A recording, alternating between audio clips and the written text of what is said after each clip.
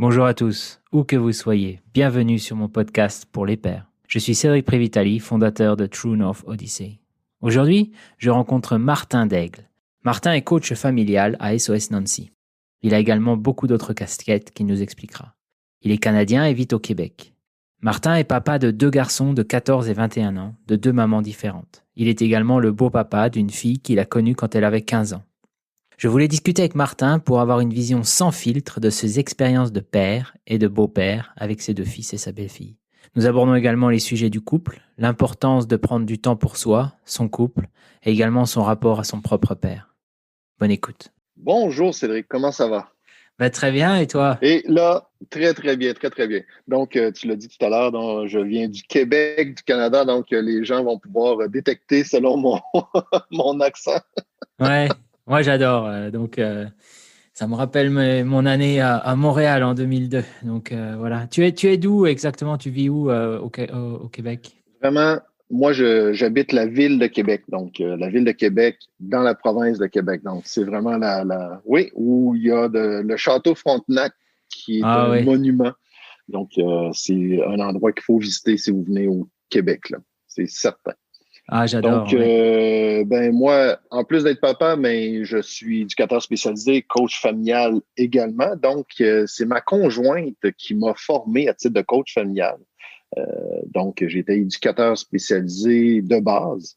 Et puis, j'ai été me former en coaching familial pour aider les familles, justement, qui éprouvent certaines difficultés avec leurs enfants. Comme tu l'as dit tout à l'heure, j'ai deux garçons. J'ai un garçon de 20 ans et puis un autre de 14 ans. Et puis, ben là, je suis beau-papa d'une belle grande-fille, tu l'as dit tout à l'heure, donc elle est rendue à 21 ans présentement. Ça fait 6 ans que je suis avec sa maman. Et puis, voyez-vous, cette année, on devait se marier au mois de septembre. Et puis, malheureusement, à cause de la COVID, on a dû repousser, donc on repousse à l'année prochaine pour le mariage. Ah, ok. Vous avez déjà une date, septembre ou C'est le 25 ou le 26 septembre et là, c'est à faire attention parce que quand on parle de date avec les conjointes à côté de nous, il faut dire la date exacte. Donc, c'est le 25 ou le 26 septembre de l'année Ah, d'accord. prochaine. Je peux pas dire la date exacte parce que je ne m'en souviens plus. Ça a été Ah, d'accord. modifié. Et si jamais, si jamais je me Nancy à trompe de côté de date, toi. Ok. ça se peut que je vois pas le mariage. Avec Nancy à côté de toi, alors je vais pas demander quelle date exactement vous êtes rencontrés. Je vais pas essayer de lancer là-dedans. Ah, ça, je m'en rappelle. Ah, tu te C'est rappelles? le 10. Oui, c'est le 10 août, si je ne me trompe pas. Et encore là, est-ce que je me trompe? Je ne sais pas. C'est des alentours du 10 août, donc 2014. Ah, d'accord. Ok. Donc, tu me disais que tu es papa. Est-ce que tu peux nous expliquer un petit peu? Donc, tu as 2 enfants, 14 et 20 ans. Euh, Oui, Tu peux nous donner un petit peu ton expérience de papa jusqu'à présent dans les grandes lignes? oui. Ben, moi, moi sincèrement, j'ai 2 garçons et je ne suis plus avec les mamans de ces 2 garçons-là. C'est 2 mamans différentes. Donc, j'ai eu mon premier enfant à l'âge de 20, 31 ans, je crois. 31 ans, 29 ans. 29 ans, excusez. Donc, et puis, ça a été assez rapide. Donc, j'ai rencontré la mère de mon plus vieux dans un bar. Et puis, on a été 1 an et demi ensemble, presque 2 ans. Et puis, naturellement, écoutez, ça n'a pas été une relation très, très saine, ce qui a fait en sorte que j'ai débarqué de cette relation-là très rapidement. Donc, je me suis retrouvé papa monoparental très, très rapidement avec un jeune bébé qui avait même pas encore 1 an. Donc, il avait 10 mois, Jonathan, lorsque je me suis séparé de sa mère.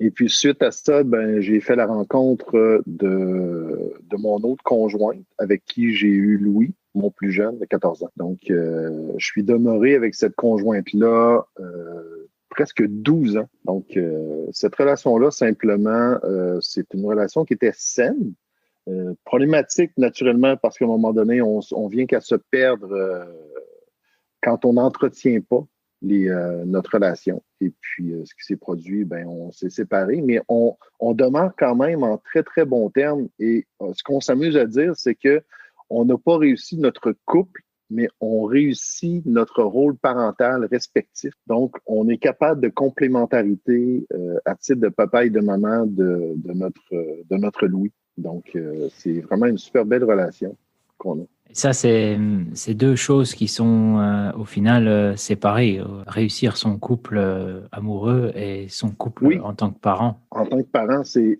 primordial.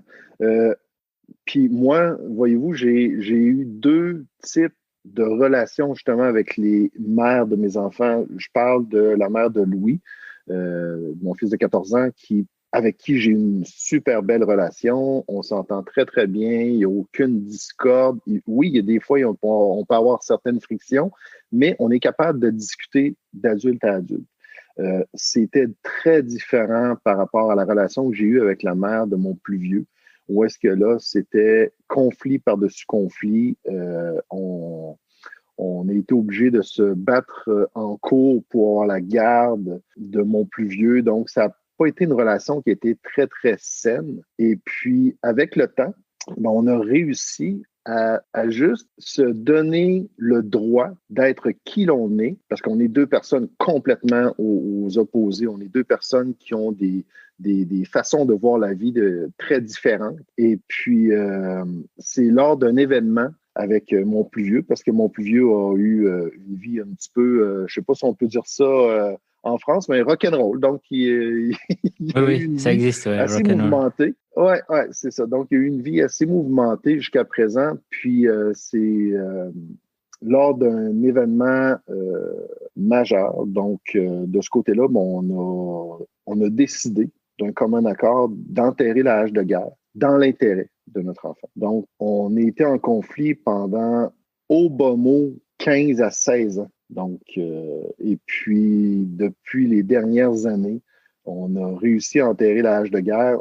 Je ne mentirais pas, on n'est pas des amis, on n'entretient pas une relation amicale, mais je pense qu'on a une relation respectueuse maintenant, chose qu'on n'avait pas dans le temps. Ce que je trouve intéressant, Martin, c'est que à un moment donné dans ta vie, tu étais attiré par cette femme pour lui faire un enfant et devenir parent avec elle. Je me rejoins aussi dans ces discussions où tout d'un coup, cette personne avec qui tu étais très proche et que tu partageais tout est au final devenue quelqu'un de totalement étrangère et même plus conflictuel. Et je trouve que c'est très intéressant et je me demande s'il y a des façons de voir peut-être ou d'anticiper ce genre de problème avant qu'ils arrivent. J'ai pas la réponse, mais bon, je pose ça là. Mais je crois personnellement, mon opinion personnelle, c'est que c'est difficile. euh, Parfois, il faut s'écouter soi, il faut écouter l'autre, le conjoint ou la conjointe, mais il faut s'écouter soi aussi. Puis souvent, ce qui peut se produire, c'est que en tant que couple, lorsqu'on a des enfants, j'ai l'impression qu'on cherche à changer de rôle. Donc, on perd notre rôle dans notre couple et on devient parent. Et souvent, le couple se perd. Je trouve que souvent, le couple vient qu'à se perdre au détriment des enfants. Donc, moi, de la façon que je vois ça, ce qui est important, c'est qu'à travers tout ça, lorsqu'on rencontre un conjoint ou une conjointe, c'est de revenir toujours à la base de pourquoi je suis avec ce conjoint, cette conjointe-là. Oui, on a eu des enfants, mais c'est important de prendre des moments où est-ce qu'on est seulement le couple ensemble pour pas se perdre, justement, pour pas réussir à perdre la relation. Et puis, malheureusement, c'est quelque chose qu'on voit très fréquemment, que des couples très heureux, et aussitôt que le couple a un enfant, ben, on dirait qu'ils se perdent en tant que couple, ne font plus d'activités ensemble, perdent leurs intérêts communs qu'ils avaient au détriment de on s'oublie totalement pour nos enfants. Et ça peut être mortel pour le couple.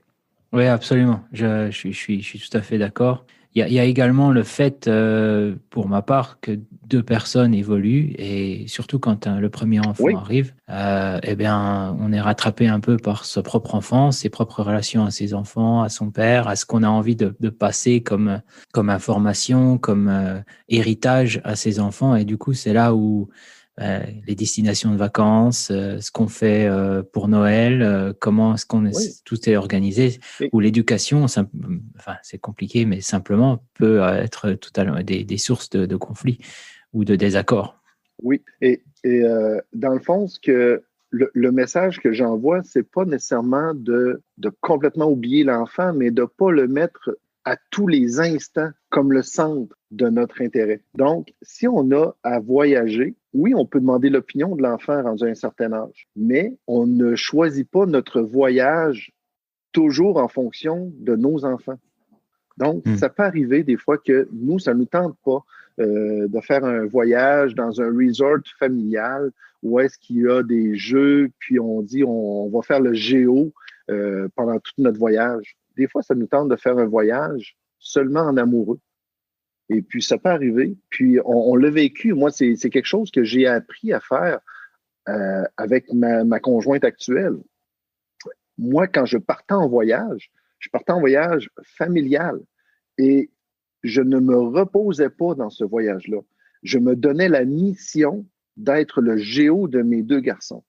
Donc, c'est moi qui faisais les activités avec eux, c'est moi qui s'occupais qui s'ennuient pas durant le voyage. Même si on est sur un resort dans le sud, des enfants, des fois, demeurent des enfants puis ont besoin de voir leurs parents. Ouais, je veux jouer avec toi. Puis, mais je me mettais cette pression-là de toujours être là. Et puis, quand j'ai rencontré Nancy, le premier voyage qu'on a fait ensemble, j'ai dû annoncer à mes fils que je partais seul avec Nancy. Et sincèrement, ça n'a pas très bien passé au début.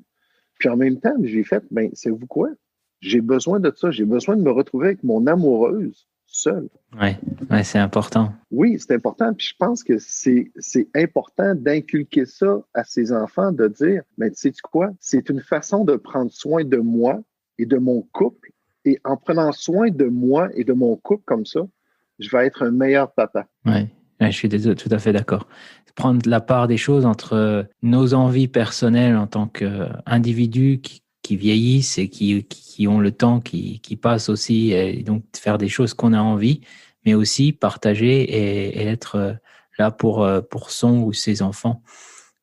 C'est des Oui, questions où on a ce conflit et cette question autour du est-ce que je suis un bon père parce que j'ai disparu pendant 15 jours ou voire même 3 semaines ou 10 jours, etc. Et voilà. et il y a certains enfants qui sont passés maîtres dans l'art de nous faire sentir coupables lorsqu'on pense à nous. Donc, c'est d'être capable d'établir nos limites à titre de parent, à titre de papa, puis de dire, ben, sais-tu quoi? J'ai besoin de ça présentement, moi. Comme toi, tu as besoin à un moment donné, lorsque tu vis une frustration, tu as besoin de te retirer dans ta chambre. Moi, j'ai besoin présentement d'un moment pour moi, de prendre soin de moi. Ma façon de prendre soin de moi, c'est X, Y, Z. Donc, je te demande de respecter ça, comme moi, je respecte tes moments où est-ce que toi, tu as besoin de te ressourcer. Puis d'amener toujours puis ça, c'est un point essentiel. On est le meilleur, on est le véhicule de nos émotions et on doit prendre soin de ce véhicule-là pour que nos enfants en profitent au maximum. Ouais, tout à fait, tout à fait. C'est de l'égoïsme contrôlé. Oui, ben c'est ça. Je considère pas que c'est de l'égoïsme vraiment là. C'est vraiment de dire de prendre soin de soi. Je pense que c'est primordial. C'est pas de toujours faire les choses en pensant seulement à moi, mais c'est de dire ben, de temps en temps, je peux penser seulement à moi. Absolument. Et de temps en temps, je pense seulement à mes enfants parce que je vais toujours axer mes actions, ce que je vais faire en fonction de mes enfants. Donc, c'est un juste équilibre à faire à travers tout ça. C'est pour ça que je considère que c'est pas nécessairement de l'égoïsme. C'est un juste équilibre entre je prends soin de moi et je prends soin de ma famille. Et je prends soin de ma conjointe aussi. C'est des moments où on a besoin, moi j'ai besoin de me retrouver seul. Pour moi, puis c'est drôle parce que ma conjointe, je l'ai vécu là, présentement avec le confinement ou j'ai besoin, moi, mon moment à moi, c'est de faire de la route, de sortir avec ma voiture, puis de juste me promener et d'écouter de la musique. Pour moi, c'est un moment de ressourcement. C'est un truc, entre hommes, on a besoin d'être un petit peu tout seul dans notre Oui, j'ai besoin de me retrouver dans ma caverne. J'ai pas de garage. Donc, j'ai besoin de me retrouver dans ma caverne de temps en temps. Ouais. L'homme de Cro-Magnon en moi a besoin de se Voilà. retrouver Ouais. dans sa caverne. Et ma caverne à moi, c'est ma voiture. Donc, c'est certain, lorsque je suis dans ma voiture, je peux débrancher mon cerveau. Je ne pense plus à rien. Tout ce que je fais, c'est que je me promène et puis j'écoute ma musique. Et puis je reviens habituellement. Je suis ressourcé au même titre que ma conjointe a besoin d'un bain de temps en temps ou est-ce qu'elle va prendre un bain chaud avec des chandelles. Puis pour elle, c'est un moment de ressourcement. Ouais, tout à fait. Est-ce que tu es heureux de ta relation avec tes enfants aujourd'hui? Est-ce que tu es content? Est-ce qu'il y a des choses que tu aurais fait différemment? Des choses que... OK. C'est certain que j'ai deux types de relations avec mes deux fils. J'ai pas la même relation avec mon plus jeune, Louis, qu'avec Jonathan, mon plus vieux. De un, à la base, ils ont deux personnalités complètement différentes. Donc, Louis, mon plus jeune, est un garçon qui est très affectueux, qui est très sensible. Il me ressemble énormément de ce côté-là. Et puis, on a beaucoup d'affinités lorsqu'on passe des moments tout seul ensemble, où est-ce on peut avoir des discussions, où est-ce qu'on n'a pas peur de se câliner, puis d'avoir des fous rires ensemble. Maintenant, la relation avec mon plus vieux est différente parce que pour lui, il n'est pas câlineux. C'est un garçon qui est très impulsif, qui est très sportif, et puis il ne parle pas beaucoup. Moi, je suis une personne qui ne parle pas nécessairement beaucoup non plus. Louis est capable de venir me chercher pour me faire parler. Ce qui fait qu'on entretient une super belle relation. Mais la relation que j'ai avec mon plus vieux garçon, on a de la difficulté à trouver des sujets de conversation. On n'a pas nécessairement de points en commun, je crois. Et puis, on n'a pas pris le temps. Donc, s'il y a quelque chose que je pourrais dire que je pourrais changer, c'est certain qu'à la base, il a toujours senti le conflit avec sa mère. Ce qui a fait que ça n'a pas nécessairement facilité, je crois, la relation que j'ai réussi à avoir avec. Il sentait constamment les tensions entre moi et sa mère. Et souvent, je crois qu'il a eu le sentiment quand il est avec moi, d'être déloyal envers sa mère. Sur le même principe que lorsqu'il est avec sa mère, probablement qu'il se sentait déloyal envers moi. Donc, il y a toujours eu ce sentiment-là, je crois. Et puis, Jonathan, ayant un TDAH, a toujours eu de la difficulté à demeurer concentré. Donc, au niveau scolaire, ça a été très difficile. Il n'a toujours pas terminé ce qu'on appelle ici le diplôme d'études secondaires. Donc, il n'a pas fait son secondaire 5. Et puis, je pense qu'il a eu tendance souvent à se dénigrer à titre de personne et puis de me voir et de voir son frère de l'autre côté aussi se développer et prendre de l'expansion. Parce que moi, depuis que je suis avec Nancy, je disais que j'étais une personne qui parlait pas beaucoup. Là. On peut voir que je parle quand même pas si pire. Là. J'ai réussi à mettre une certaine dose. Oui, c'est ça. Je pense que j'ai réussi à mettre une certaine dose de gêne de côté, de timidité, puis de laisser aller, d'écouter le flow. Donc, pour revenir à ce que je disais, c'est que j'ai l'impression que mon plus vieux, Jonathan, s'est toujours perçu comme le mouton noir de la famille. Donc, il n'a jamais cherché à vouloir développer cette relation-là parce que pour lui, il ne se voyait pas. Encore là, c'est mon interprétation. Je crois qu'il ne se voyait pas au niveau que nous, on le voyait. On perçoit toujours nos enfants d'une façon et on aspire à ce qu'ils deviennent le meilleur qu'ils soient, le meilleur qu'ils peuvent être dans le fond. J'ai eu une conversation avec Jonathan sur ce point-là où est-ce qu'il a dit, tu vois, papa, quand tu me dis je suis capable, je suis bon, je me vois pas de même. Je suis content que toi, de ton côté, que tu réussisses à sortir de ton cocon, à sortir de ta zone de confort. Moi, non. Donc, ça fait en sorte que, à la base, on est plus capable d'axer sur les points communs qu'on avait ensemble. Donc, on a pris une certaine distance. Et puis, en toute honnêteté, je l'ai dit, bon, il y a eu une vie un petit peu rock'n'roll. Et puis, mon plus vieux, ça fait presque 1 an que je ne l'ai pas vu. Je l'ai vu la dernière fois à Noël, l'an passé. Donc oui, on se fait des petits coucous de temps en temps, on se dit oui, ça va, mais ça demeure superficiel. Et je respecte Jonathan à travers tout ça qui ne veut pas. On a continué, on a fait des activités familiales, nous, de notre côté. On a continué à l'inviter à faire des activités avec nous, mais malheureusement, il n'embarque pas dans nos projets. Des fois, il va dire oui pour me faire plaisir, pour s'assurer que la conversation va se terminer tôt, mais rendu la veille de l'événement, il va m'écrire pour me dire finalement, je ne peux pas. C'est certain que si j'avais eu quelque chose à changer, je ne sais pas si j'aurais pu changer quelque chose. Je ne sais pas si j'aurais pu changer quelque chose, mais en même temps, je me dis, puis je vis avec l'espoir que Jonathan va vieillir et éventuellement, peut-être qu'il va comprendre certaines règles ou restrictions parce que c'est quelque chose qui était très problématique de ce côté-là aussi. Lorsqu'il était ici, il n'était pas nécessairement en accord avec les règles et les choses qu'on mettait en place ici. Donc, sa façon de se révolter, ça a été, ben, je m'en vais en appartement, puis je vais voir mes amis, puis je vais vivre ma vie. C'est certain que, comme je mentionne, ça fait presque 1 an, puis je me croise les doigts, puis je me dis, il faut qu'on se voit au moins durant la période des fêtes. Et la décision finale lui appartient. Et là, il y a un lâcher-prise qu'il faut que ça fasse de mon côté aussi. Ça, je pense, c'est ce qui est le plus difficile. Oui, c'est ce que tu disais dans notre première rencontre, c'est-à-dire que cette idée de tu as fait ce que tu as pu, maintenant il est adulte, et donc oui, c'est cette idée de lâcher prise et de comprendre que tu n'es plus en contrôle. L'éducation, elle doit se faire toute seule maintenant. Exactement. Puis l'âge joue beaucoup. Tu l'as abordé tout à l'heure, c'est justement, il faut prendre conscience que si j'avais cette relation-là avec Louis à 14 ans, probablement que je pourrais faire encore des choses. Mais Jonathan, rendu à 20 ans, bientôt 21, on s'entend qu'il est devenu un adulte. Et maintenant, ben, la relation, ben, elle doit se construire, mais à deux.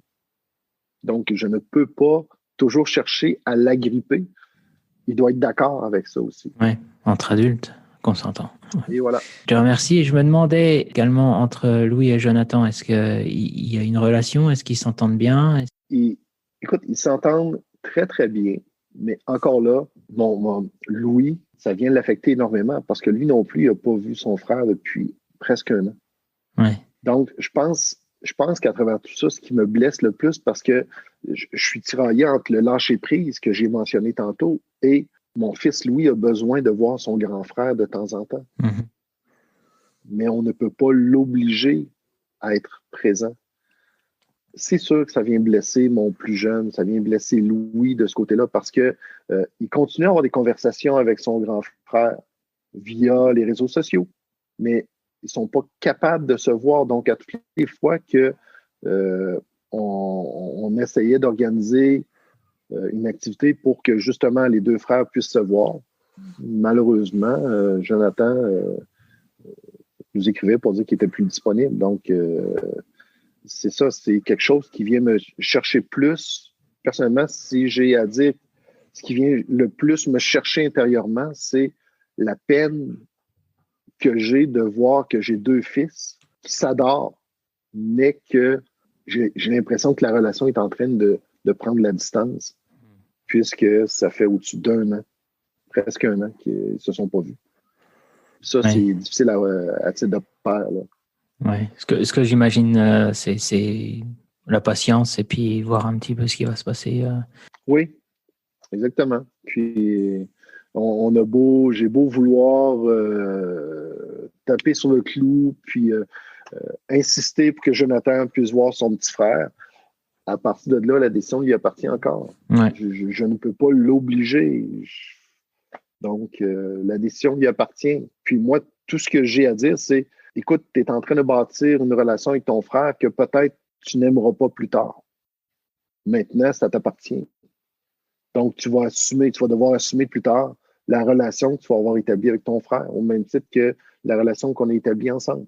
Eh bien, merci Martin. Ce que je voulais te demander en prochaine question, c'est ta relation avec ta belle-fille. Et je voulais commencer tout d'abord, comment tu as rencontré ta compagne. Et est-ce que quand tu as rencontré Nancy, Tu avais des peurs, des appréhensions par rapport à cette nouvelle relation? Comment est-ce que tu as approché les choses? OK. Ben, nous, dans le fond, on s'est rencontrés sur les réseaux sociaux. C'est vraiment étrange, là. Mais Nancy est intervenante et coach familial. J'ai commencé lorsque je me suis séparé de la mère de Louis. J'ai commencé à la suivre sur sa page Facebook. Et puis, de fil en aiguille, ben, lorsqu'elle postait des choses, je répondais. Puis, à un moment donné, ben, euh, on a commencé à discuter ensemble sur Messenger, tout simplement. Et puis, un des premiers événements qui a fait en sorte que j'ai ressorti parce que, sincèrement, je la trouvais très jolie. Et elle avait posté sur sa page Facebook qu'elle faisait une entrevue le dimanche matin à une émission, à une station de télévision. Et puis qu'elle était stressée, qu'elle n'était pas habituée avec l'équipe là-bas, puis elle vivait un petit peu de stress face à ça. Et puis j'ai décidé de lui écrire sur Messenger en lui disant, ben écoute, je voulais pas lui écrire en dessous de son post. Je lui ai dit simplement, ben écoute, je comprends pas pourquoi tu es stressé parce que c'est pas la première fois que tu passes à la télévision, que tu passes en entrevue, tu as l'habitude des stations de télévision, des stations de radio. Donc, écoute, si ça peut t'encourager, moi, demain matin, je vais être là. Donc, je me donne comme mission de me lever demain matin pour être présent lors de ton entrevue. Et puis, elle dit, mon Dieu, c'est donc bien gentil, tout ça. J'ai dit, garde, fais-toi confiance, t'es super bonne, fait que je suis sûr que ça va très bien aller. Et puis, le lendemain matin, 10 minutes avant son entrevue, je lui ai juste écrit, je suis là, je t'écoute, ça va bien aller. Et puis, écoute, l'entrevue s'est bien déroulée, on s'est écrit après ça. Et puis, de fil en aiguille, ben, on a commencé à s'écrire, puis on s'est donné rendez-vous. Finalement, on s'est donné rendez-vous, et puis un baiser a fait en sorte que j'ai réussi à la conquérir. C'est joli. Donc, je lui ai volé un baiser, chose que je ne faisais pas parce que je suis une personne très gênée et très timide. Mais j'ai pris mon courage à deux mains, je lui ai volé un baiser et elle m'a avoué après ça que ce baiser-là avait fait en sorte que ça m'avait réchappé parce qu'elle elle me voyait comme un trop gentil garçon, ce qu'on appelle aussi au Québec un bon gars. Et puis, ben, c'est ça, de fil en aiguille, on a commencé à se fréquenter. Et puis là, ben, j'ai fait la rencontre de sa fille, Emmanuelle. Et puis, ça a été je pense qu'on a établi une relation saine entre moi et Emmanuel et respectueuse parce que j'ai pas cherché. Et encore aujourd'hui, je ne cherche pas à être son père. Je suis là à titre de beau-père avec un certain rôle d'autorité, mais je considère que l'autorité parentale, c'est sa mère et son père qui l'ont. Donc, moi, je suis là à titre de soutien. C'est tout. Est-ce Et qu'il y puis, avait rendu à un certain âge, Vas-y, continue. donc, rendu à un certain âge, quand j'ai rencontré Emmanuel, elle avait 15 ans. Donc, je crois que cela aurait été mal perçu d'arriver avec mes grands sabots et de chercher à jouer un rôle qui n'est pas le mien. Donc, je pense que ça, Emmanuel a beaucoup apprécié cette façon de faire parce que encore aujourd'hui, je m'implique auprès d'Emmanuel. Lorsqu'elle a besoin de transport, ça me fait plaisir d'y aller. Quand c'est le temps, présentement, elle étudie à l'extérieur et puis ça arrive des fois qu'on va lui faire des épiceries. Je lui achète des choses. Elle a 21 ans, je lui ai acheté un calendrier de l'Avent de chocolat. Mm-hmm. Des petites attentions comme ça qui font en sorte qu'elle apprécie énormément, je crois, ma présence et mon implication auprès d'elle. Est-ce que vous avez eu des conversations avec Nancy à comment approcher les choses avec Emmanuel ou bien ça s'est fait tout naturellement? Non, ça s'est fait naturellement. On n'a pas eu de discussion, il n'y a pas eu de conversation officielle entre moi et Nancy pour dire, ben, OK, quel rôle je dois prendre, puis comment j'interviens ou quoi que ce soit avec Emmanuel. C'est venu naturellement. Et puis, je ne suis pas nécessairement une personne qui s'impose à la base beaucoup. Donc, j'ai réussi tranquillement puis lentement à faire ma place dans le cœur d'Emmanuel. Tout naturellement. Exactement. Je voulais te poser des questions autour de ta personne, de l'homme, Martin. Donc, je voulais d'abord commencer par savoir si tu voulais parler de ta relation avec ton papa. C'est donc une chaîne qui est dédiée au père et je voulais simplement voir si Oui. c'était quelque chose qui t'intéressait de discuter. Oui, ben, on peut en discuter, mais il faut prendre en considération, moi, je suis de l'ancienne génération. J'ai 49 ans, mais je suis le dernier d'une famille de 11 enfants. Ouais, d'accord. Donc, mes parents auraient eu l'âge d'être mes grands-parents. Parce que la plus vieille de mes sœurs a 20 ans de différence avec moi. Donc, on recule. Ouais. Donc, si la plus vieille de mes sœurs a 20 ans avec moi, ben, j'avais presque 40 ans de différence avec mon père et ma mère. Ouais. Donc, j'ai pas réussi, je crois, à avoir une relation amicale avec mon père. J'ai toujours vouvoyé mes parents, j'ai toujours vouvoyé mon père. Jamais, au grand jamais, à moins de blagues que je l'appelais par son prénom. Jamais. C'était papa, puis vous. Je le vouvoyais de façon systématique. Mais mon père s'est impliqué comme les hommes le faisaient dans le temps. Donc, pour lui, ce qu'il devait faire, son rôle de père était le rôle de pourvoyeur.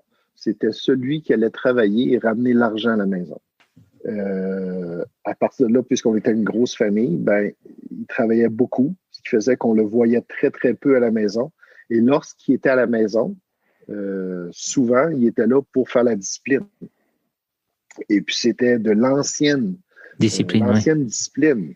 Oui, donc c'était t'as pas écouté ta mère, t'as fait quelque chose qui n'est pas correct, donc c'était à coup de ceinture, il nous frappait. Aujourd'hui, je peux dire, je lui pardonne. Il est décédé aujourd'hui, je pardonne tout ça. Mais c'était pas le rôle de père que moi, j'aurais voulu avoir. Ouais. Donc, oui, on peut parler de la relation que j'ai eue avec mon père, mais sincèrement, je trouve pas que c'est un bon exemple de relation père-fils qu'on peut avoir. C'est plus justement pour mettre en relation voilà, l'évolution du père que tu as été et clairement proche, aimant, qui s'intéresse et qui se fait du souci par rapport à ton père qui avait Oui, une autre approche et totalement là, différente. parce qu'il peut y avoir un piège, c'est de tomber dans le même type de comportement que notre père à nous. Mm-hmm. Et puis des fois, sincèrement, je me surprends à faire des choses que je reprochais à mon père. Ouais. Et ça m'arrive. Et dans ce temps-là, chose que moi, je ne vivais pas, ben moi, je suis capable de retourner vers mes enfants et de m'excuser. Mm. Tu vois, c'est quelque chose que j'aurais peut-être apprécié de mon père. Peut-être dans ces dernières années, où est-ce qu'il aurait pu faire son mea culpa et de dire, ben, j'ai peut-être pas été le père que tu espérais que je sois, mais je veux juste m'en excuser. Puis, j'y étais avec le coffre à outils que j'avais dans le temps. Est-ce que tu avais parlé avec tes frères et sœurs de cette relation, voir un peu si la relation était différente entre frères et sœurs? Non, je n'ai pas parlé parce que c'est certain qu'on a vécu la relation avec notre père de façon différente, je pense. Ah oui, absolument, avec 20 ans d'écart entre l'aîné et toi, oui. Oui, exactement.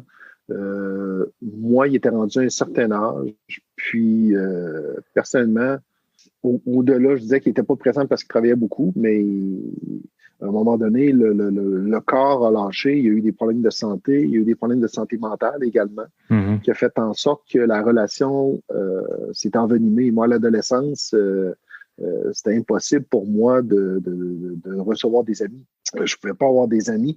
Je pouvais voir des amis à l'extérieur, mais je ne pouvais pas inviter d'amis à la maison chez nous.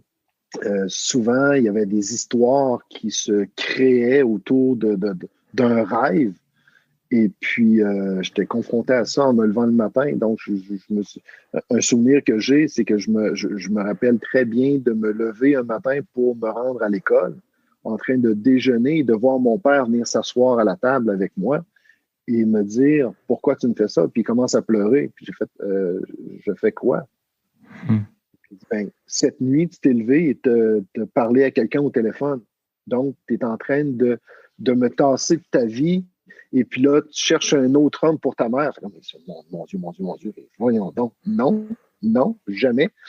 Donc, pour moi, avoir des amis, je ne pouvais pas les emmener à la maison parce que pour lui, il analysait ça comme j'apporte de la viande à ma mère. C'est vraiment étrange, là. Donc, sur le coup, c'est certain que c'était quelque chose que je trouvais impardonnable, puis c'est ce qui a effrité aussi notre relation. Donc, de me faire accuser de plusieurs choses dans le temps.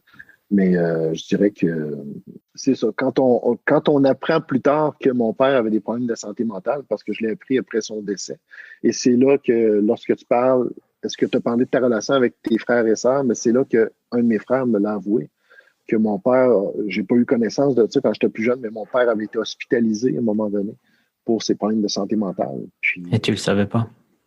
je n'étais pas au courant puisque j'étais le dernier de la famille. Tous mes frères et sœurs cherchaient à m'épargner. On dirait qu'ils cherchaient à m'épargner de ce malaise-là. Donc, c'est demeuré secret jusqu'à la mort de mon père. Est-ce que à un moment donné dans ta vie de papa, est-ce que tu t'es dit je vais faire les choses différemment par rapport à mon père, ou est-ce que ça s'est venu naturellement, ou tu as essayé de chercher de remplir le rôle à ta façon ou... Non, mais c'est ça. Moi, sincèrement, l'une des choses que je me suis dit, j'ai pas cherché à me comparer à mon père. J'ai jamais dit je vais être le père que j'ai pas eu.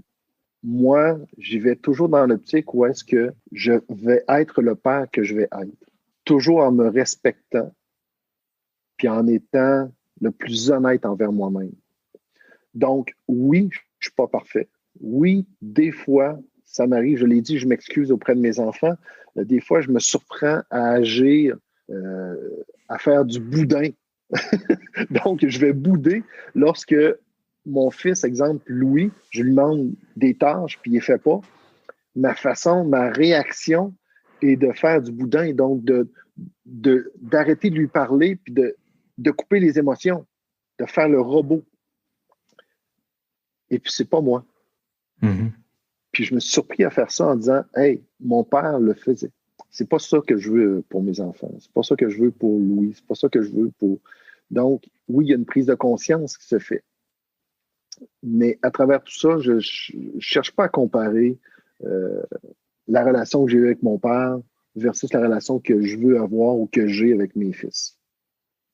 On a la relation qu'on établit ensemble, qu'on travaille ensemble. Oui.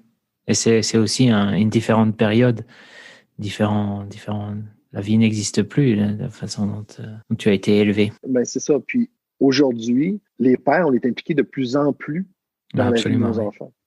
Chose que, dans le temps, les pères étaient là, je l'ai dit, le père jouait le rôle du pourvoyeur. Puis tout ce qui était éducation,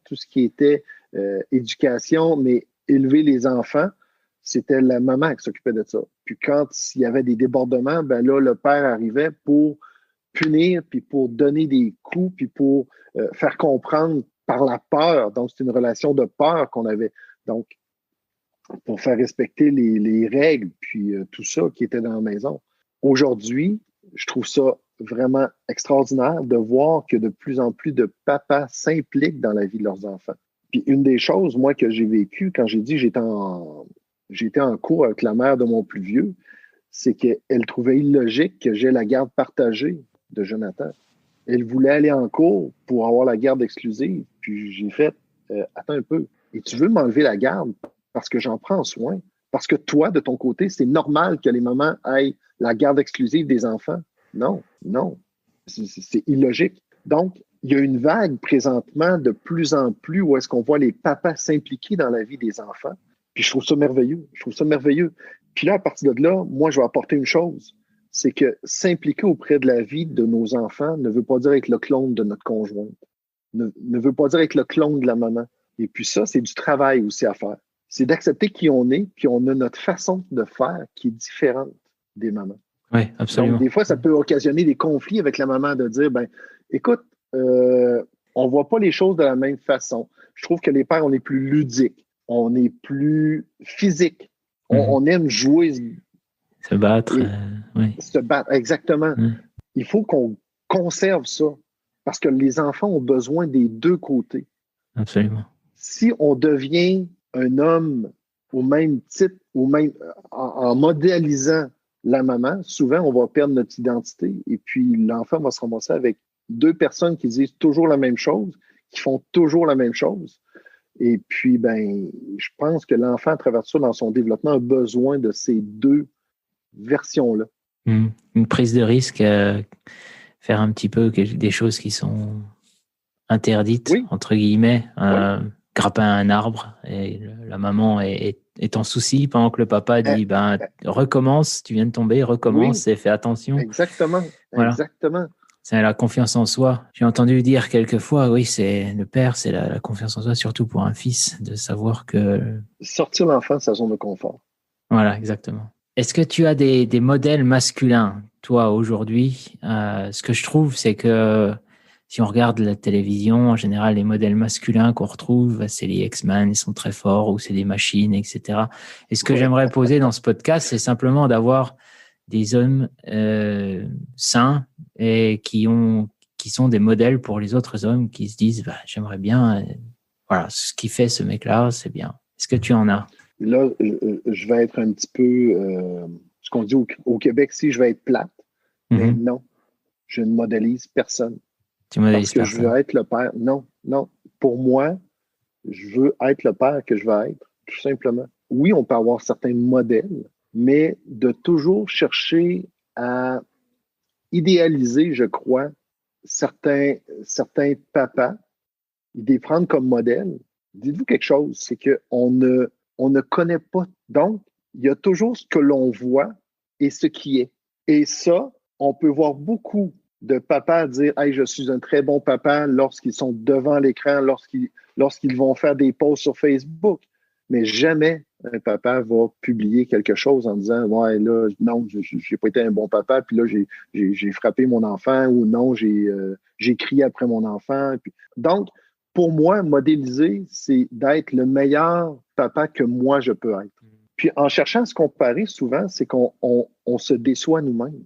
Ce qu'on peut faire, le risque qui peut se produire, c'est qu'on devient très critique envers nous-mêmes, ce qui nous empêche d'être un bon père parce qu'on est toujours en déséquilibre, on ne sait plus comment intervenir. Donc, moi, si j'ai un conseil à donner, c'est assumer qui vous êtes à la base.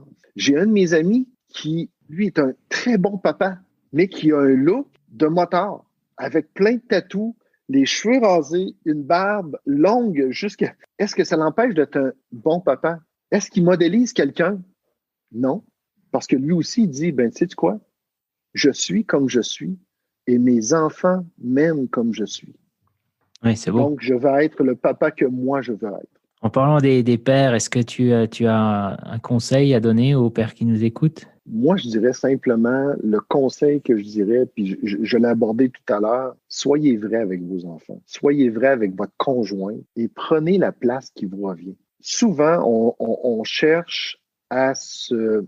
Lorsque on a parlé tout à l'heure de l'éducation des enfants, puis ça arrive souvent encore aujourd'hui que oui, les pères s'impliquent, mais lorsque c'est le temps de parler d'éducation ou quoi que ce soit, c'est dans la cour de la maman.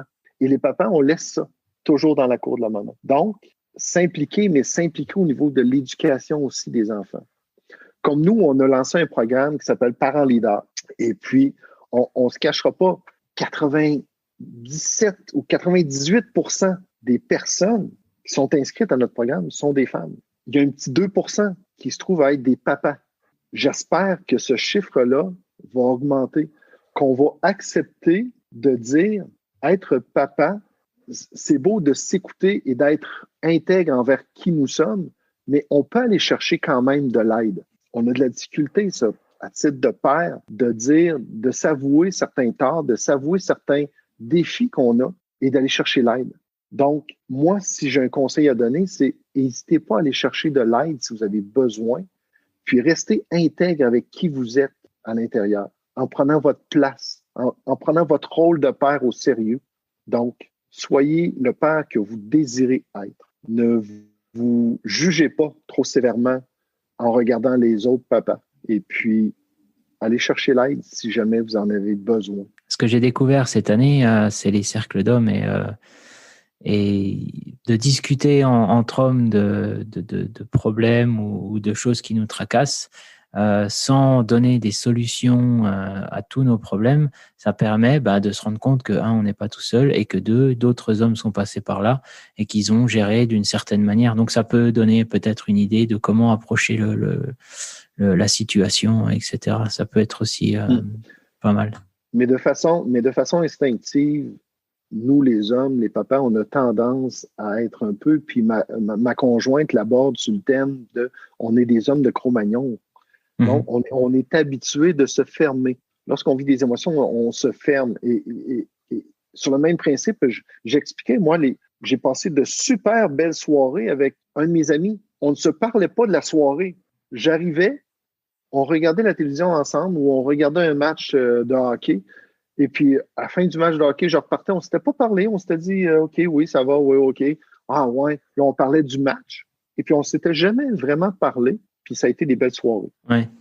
On reste en surface. Voilà. Oui, on a tendance à rester en surface et puis de s'enfermer souvent dans notre caverne. Donc, apprendre à sortir de temps en temps de cette caverne-là, puis d'accepter qu'on a nos défis, puis qu'on peut les relever avec de l'aide. Une autre question que j'avais pour toi, est-ce que tu as un conseil pour les femmes qui veulent aider les papas, notamment les conjointes, les nouvelles, les belles-mères ou les mamans qui ont un beau papa qui arrive dans leur vie? Qu'est-ce que tu leur conseillerais? De ne pas chercher à les changer à tout prix. L'homme que vous rencontrez, l'homme qui va devenir le beau-père de vos enfants, vous le connaissez, ne cherchez pas à le modifier. Je dirais, vous êtes tombé en amour avec cette personne-là, votre enfant va tomber en amour aussi avec cette personne-là. Donc, si vous le changez, vous êtes en train de modifier, je crois, la relation que vous avez avec cette personne-là. Et puis, ça va déteindre aussi la relation qu'il va avoir avec votre enfant aussi. Je parlais au père d'être intègre, maintenant les mères d'accepter l'imperfection des beaux-pères ou des pères qui sont là. Absolument. Est-ce que tu as un livre ou un podcast ou quelque chose à conseiller? J'ai pas de livre, j'ai pas de podcast, mais si jamais ça intéresse les gens, on a parlé au papa ou aux mamans, ma conjointe a une page Facebook qui s'appelle SOS Nancy et puis on vend des formations web également sur l'Institut de coachingfamilial.com. Donc, tout en un mot, institutcoachingfamilial.com pour des formations web. On a des formations gratuites, on a des formations qui traitent de plusieurs sujets, de l'opposition, de TDAH, de l'anxiété, au niveau de la gestion des émotions. Donc, on a plein de formations. Et puis, on a une page Facebook aussi qui s'appelle Héros de nos enfants. La page Facebook Héros de nos enfants, ça, c'est merveilleux parce qu'il y a énormément de gens, puis c'est une page d'entraide. Il y a énormément de gens, des fois, qui vont poser des questions à savoir qu'est-ce qui se passe ou ce matin, je ne suis pas sûr de l'intervention que j'ai faite auprès de mon enfant. Et puis, il y a énormément d'interactions, donc les gens vont donner leurs conseils. Puis il y a des intervenants sur cette page-là que je trouve superbe, c'est merveilleux. Donc, si les gens veulent s'inscrire, c'est Héros de nos enfants sur Facebook. D'accord. Ce que je vais faire, c'est que je vais mettre ça dans les descriptions sur YouTube. Martin, on arrive à la fin de cette interview. Je te remercie d'avoir accepté de répondre à mes questions. Je te souhaite une bonne soirée chez nous et une bonne journée chez toi. Et puis, je te dis à bientôt. Oui. Écoute, ça serait très agréable de se reparler. Oui, on a effectivement plein de sujets avec ce que vous faites chez SOS Nancy. Je pense qu'il y a énormément à discuter. Donc voilà, si mes auditeurs veulent plus d'informations, SOS Nancy, et s'ils ont des questions spécifiques, envoyez-moi, mettez-les dans les commentaires et on va pouvoir en discuter plus en détail avec Martin. Merci et à bientôt. Au revoir. Hey, merci beaucoup. Au revoir.